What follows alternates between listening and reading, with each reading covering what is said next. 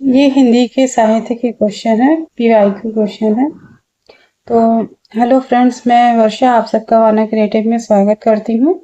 तो चलिए हम पीवाईक्यू से स्टार्टिंग करते हैं, हिंदी साहित्य के पीवाईक्यू से।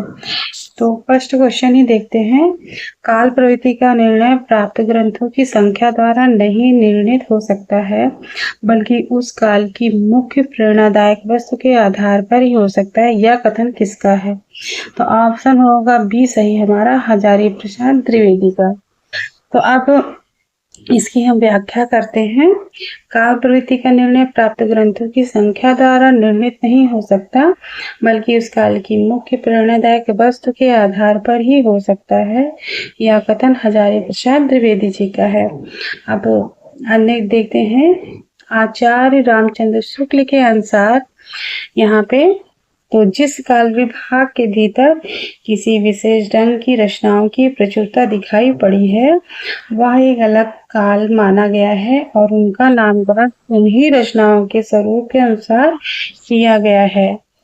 तो अब काल विभाजन साहित्यिक प्रवृत्तियों की समानता के आधार पर होना चाहिए।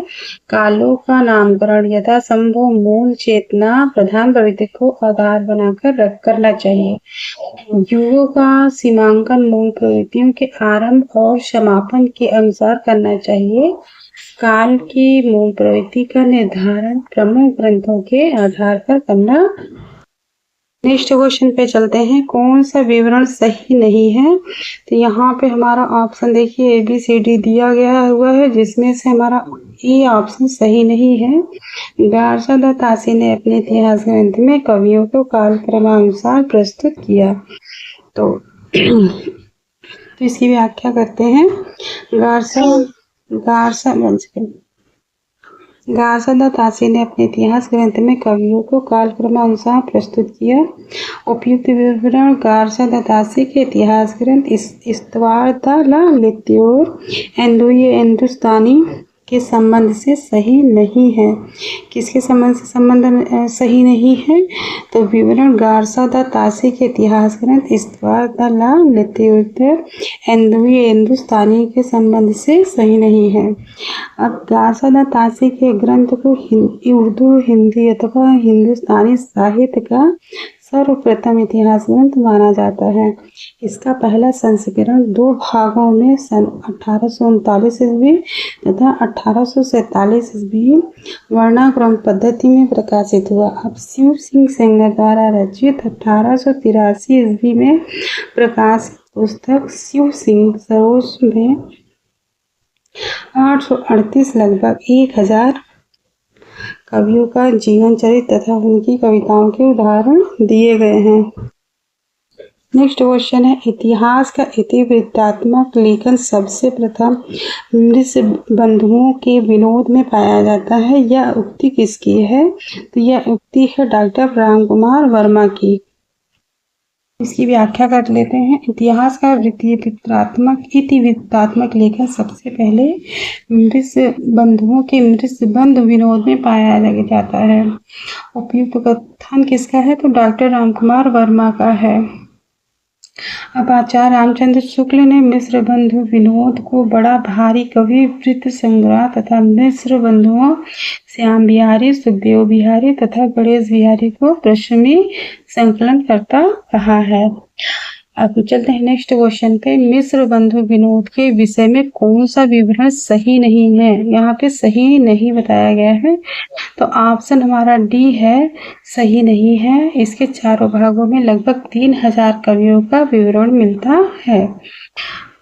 इसकी व्याख्या देखते हैं। इसके चारों भागों में लगभग 3000 कवियों का विवरण मिलता है, तो यही विकल्प सही नहीं था। मिश्र बंधुओं गणेश बिहारी, श्याम बिहारी, सुखदेव बिहारी की रचना मिश्र बंधु विनोद के विषय में उपयुक्त विवरण सही नहीं है।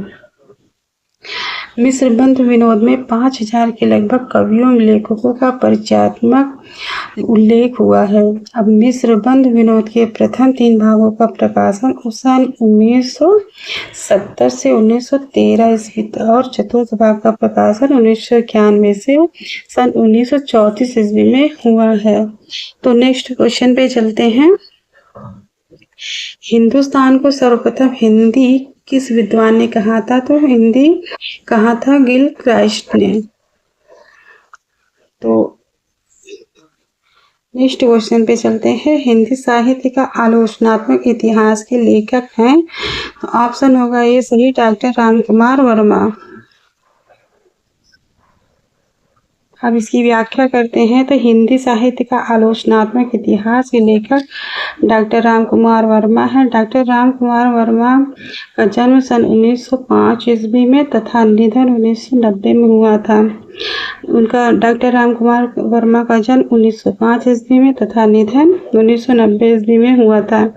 अब चित्ररेखा काव्य संग्रह पर इन्हें देव पुरस्कार से सम्मानित किया गया। इन्हें हिंदी एकांकी का जनक माना जाता है। सन 1963 ईस्वी में इन्हें पद्म भूषण से सम्मानित किया गया। एकलव्य, रेशमी टाई, पृथ्वीराज की आंखें, दीपदान इनके प्रमुख रचनाएं हैं। हिंदी साहित्यिक इतिहास के प्रमुख ग्रंथ तो डॉक्टर नलिन विलोचन शर्मा है, साहित्य का इतिहास दर्शन, और नंद दुलारी वाजपेयी है, हिंदी साहित्य 20वीं शताब्दी 1942 ईस्वी, और डॉक्टर गणपति चंद्र गुप्त है, हिंदी साहित्य का वैज्ञानिक इतिहास 1965 ईस्वी। आचार्य रामचंद्र शुक्ल, हिंदी साहित्य का इतिहास 1929 ईस्वी। हजारी प्रसाद द्विवेदी, हिंदी साहित्य की भूमिका 1940 ईस्वी। नेक्स्ट क्वेश्चन है, मैं इस्लाम के महत्व को भूल नहीं रहा हूँ लेकिन जोर देकर कहना चाहता हूँ कि अगर इस्लाम ना आया होता तो भी इस साहित्य का 12 आना वैसा ही होता जैसा आज है। हिंदी के भक्ति आंदोलन के संदर्भ में यह कथन किसका है? तो ऑप्शन बी सही होगा, आचार्य हजारी प्रसाद द्विवेदी। तो इसकी हम लोग व्याख्या करते हैं। उपयुक्त कथन आचार्य हजारी प्रसाद द्विवेदी ने अपनी पुस्तक हिंदी साहित्य की भूमिका में हिंदी साहित्य भारतीय चिंता का स्वाभाविक विकास शीर्षक के अंतर्गत हिंदी के भक्ति आंदोलन के संदर्भ में कहा है। रामचंद्र शुक्ल ने भक्ति को पराजित, असफल एवं निराश मनोवृत्ति की देन माना है। किसने माना है? तो रामचंद्र शुक्ल ने भक्ति को पराजित, असफल और एवं निराश मनोवृत्ति की देन माना था।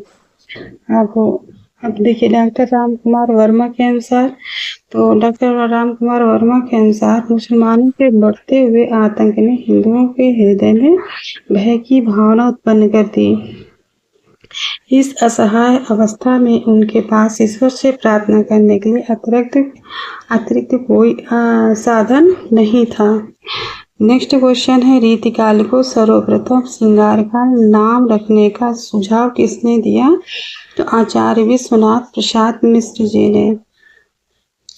इसकी व्याख्या करते हैं।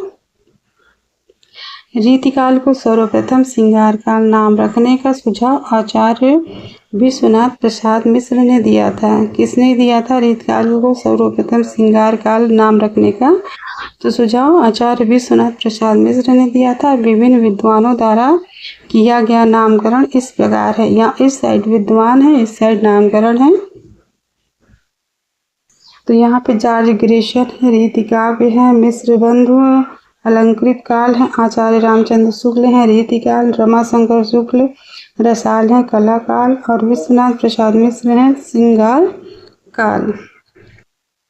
तो यहाँ पे देखिए नोट करके दिया गया है। आयोग ने इस प्रश्न का उत्तर विश्वनाथ प्रसाद मिश्र को माना है, परंतु आचार्य रामचंद्र शुक्ल ने 1929 ईस्वी में लिखे गए अपने इतिहास ग्रंथ हिंदी साहित्य का इतिहास में कहा है कि रीतिकाल को यदि कोई श्रृंगार काल कहना चाहे तो कह सकता है। तो चलते हैं हम नेक्स्ट क्वेश्चन पे। नेक्स्ट क्वेश्चन है हमारा, गासा तासी के इतिहास ग्रंथ इस्तवार न ला लित्यूर इंदुई ए हिंदुस्तानी का दूसरा संस्करण कब प्रकाशित हुआ था? तो ऑप्शन होगा सी सही, 1871 ईस्वी में। तो इसकी हम लोग व्याख्या कर लेते हैं। गासा तासी का इतिहास ग्रंथ इस्तवार न ला लित्यूर इंदुई हिंदुस्तानी का दूसरा संस्करण 1871 ईस्वी में प्रकाशित हुआ था। इसका प्रकाशन 2 भागों में सन 1839 ईस्वी तथा 1847 ईस्वी में प्रकाशित हुआ। इस ग्रंथ में कुल 738 कवि हैं, जिनमें हिंदी के 72 तथा शेष उर्दू के हैं।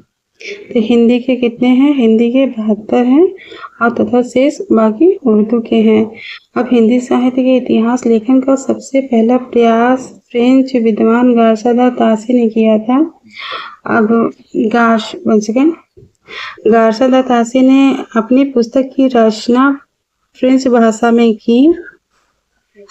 डॉक्टर लक्ष्मी सागर वार्ष्णेय ने तासी के ग्रंथ का हिंदी अनुवाद हिंदुई साहित्य का इतिहास 1952 ईस्वी नाम से प्रकाशित कराया।